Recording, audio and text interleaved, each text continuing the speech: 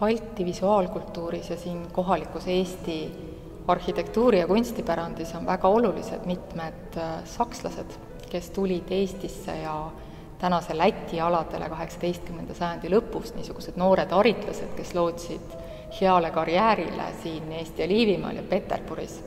Ja selline oli näiteks Johann Wilhelm Krause, kes on tuntud kui Tartu Ülikooli hoonete arhitekt.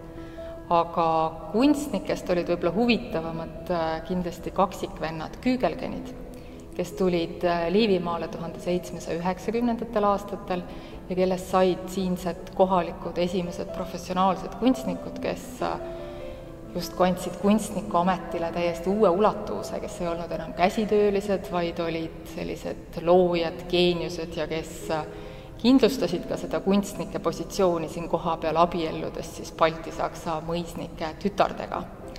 Ja on väga huvitav, et nende olulised tööd on mitmed Eestis, et näiteks Tartu Ülikoolile kuuluvad siis kuulsad portreed Weimari klassikutest, Goethest, Schillerist, Herderist. Et selles mõttes on paljud niisugused täna tuntud kunsti- ja arhitektuuriteosed loomulikult seotud sakslaste, baltisakslastega.